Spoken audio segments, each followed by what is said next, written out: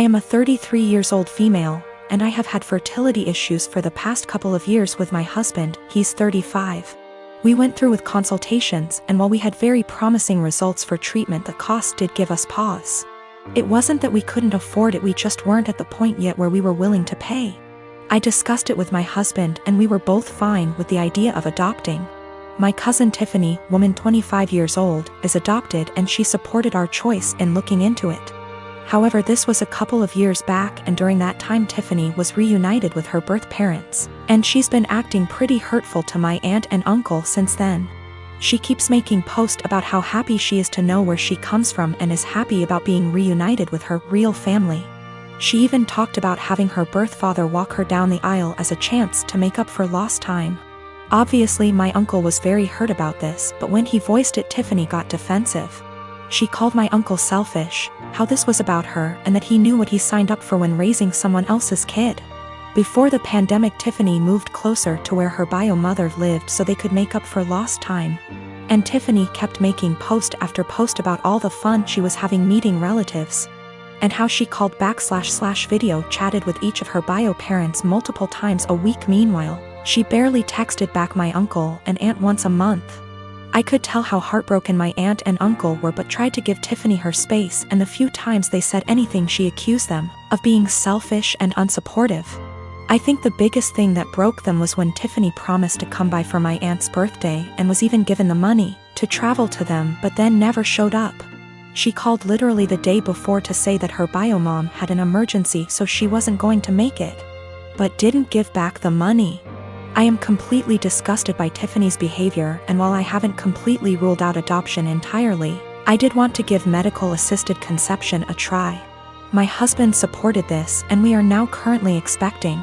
After we made our announcement, Tiffany messaged me asking why I would spend thousands on creating a child when I could help one who already existed. I tried to play it off, but Tiffany kept pressing and calling me a bad person when there are so many children who desperately need a home, and overpopulation. It got to the point where she was pissing me off, and I just came clean and said that her behavior towards the people who loved and raised her was the reason. Tiffany got really upset, but I didn't care. However, her parents are now starting to say that I was wrong. My name is Mary, and I'm expecting my first baby with my husband. This is the first grandchild in the family, in-laws, and they said that if the baby's a boy, then we'll give him my father-in-law's name. He's dead due to cancer. I had no problem with that. This happened before we found out the gender of the baby. My husband and his family had me do things like attend prayers and do other rituals before the reveal at the doctor's.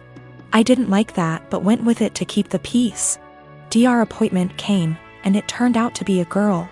My husband cried in the car, then turned his phone off to hide from his family, then finally told them.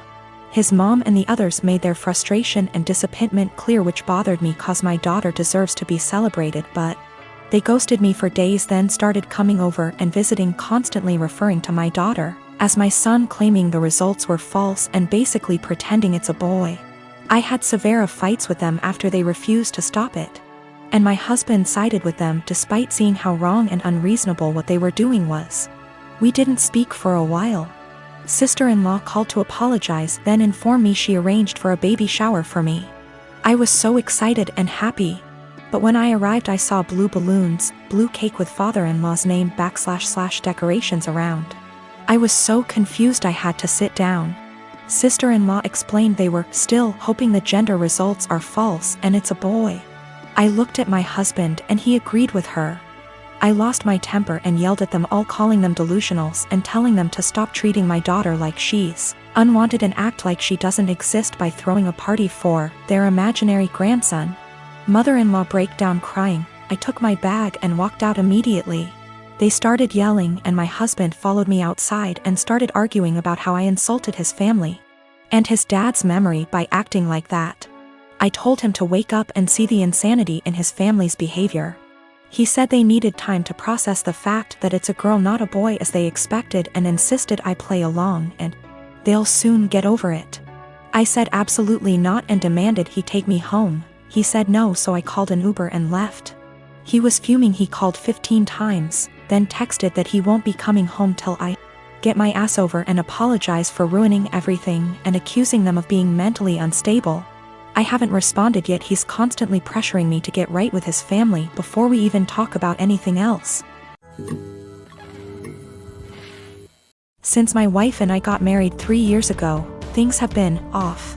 I know that people grow and change with time, but around our wedding, my wife changed drastically. She bleached her dark brown hair blonde right before the ceremony. And I honestly thought I was in the wrong church for a split second when she came down the aisle. We moved into our house right after the honeymoon, and she went into full domestic mode.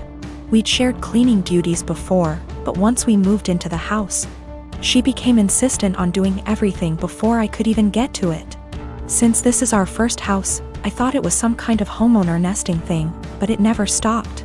Her hair color is none of my business, and I think most people would be happy not to have to clean. So I honestly didn't really think much of either of those things at the time. The big thing has always been how closed off she got after the wedding. When we were dating, she'd tell me long rambling stories about her feelings and rant to me when she was upset and all that. And I liked hearing about what was going on inside her head. After the wedding, that stopped pretty abruptly. If I ask her how her day is, she will only ever tell me that it was fine or super.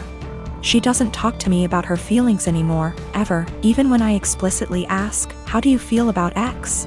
She also stopped telling me about anything important that happened to her. About a year after we got married, her grandfather died. Did she tell me she'd lost her grandfather? No. She told me that she had to go to a conference for work on the other side of the country, which I thought nothing of.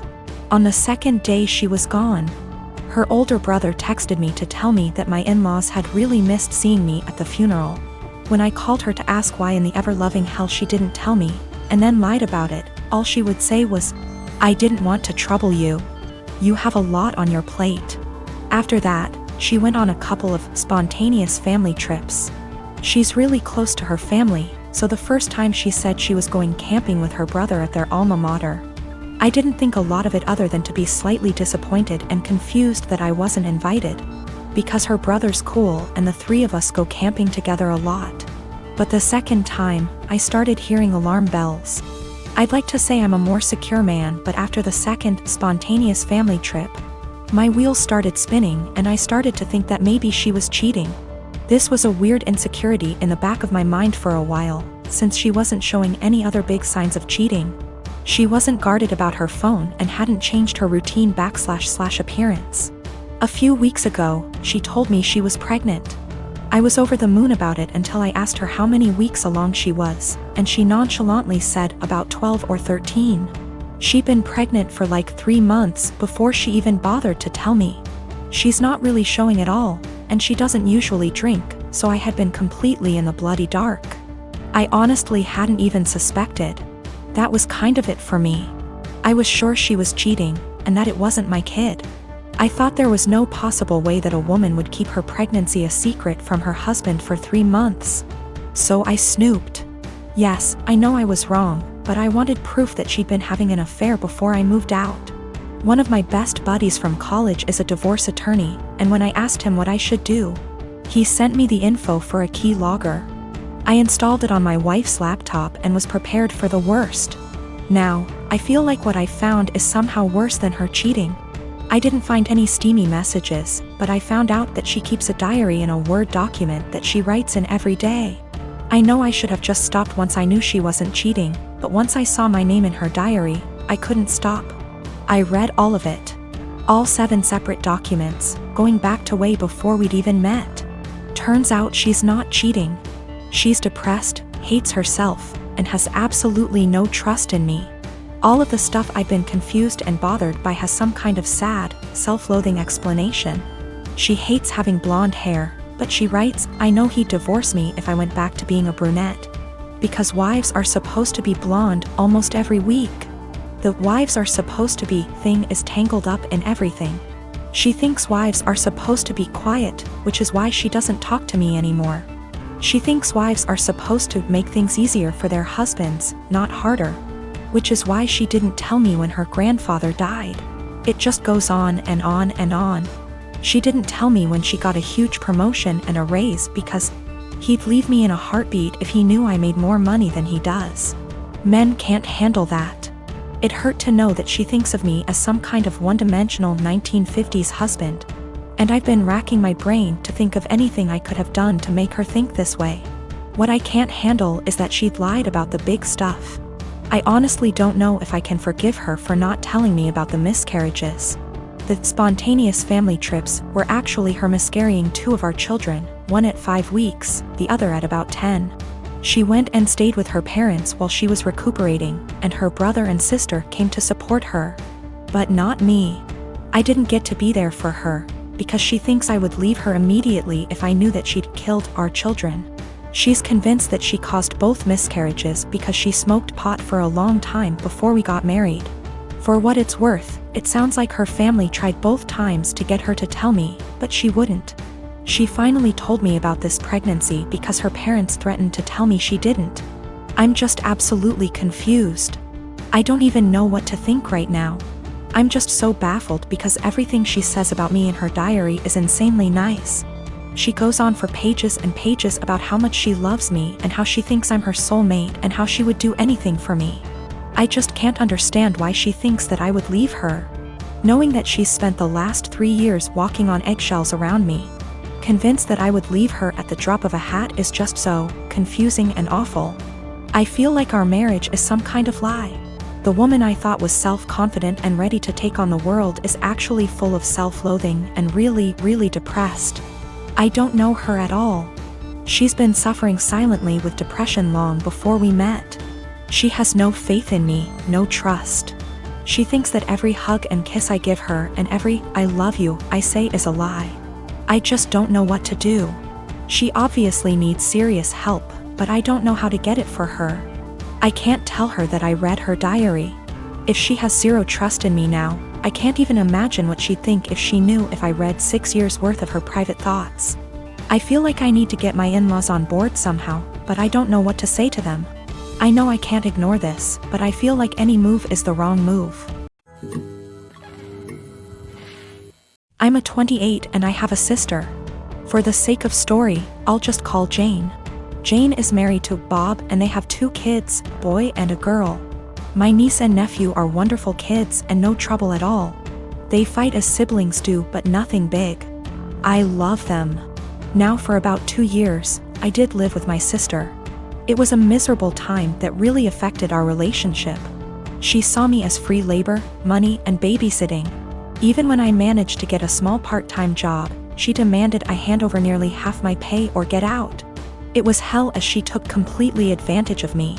I moved out as soon as I could and we have little contact outside of family gatherings.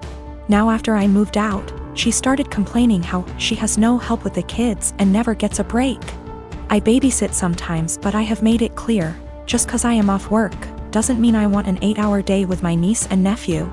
Anyway, she started talking about how she wanted to foster a kid. Not a kid, but a teenager. I pressed her for more info on this. She wants to adopt a teenager so she has a live-in babysitter for her kids. This is her logic. I want a kid around 16 or 17, you know, someone who may have been in the system for a while. They can share a room with your nephew.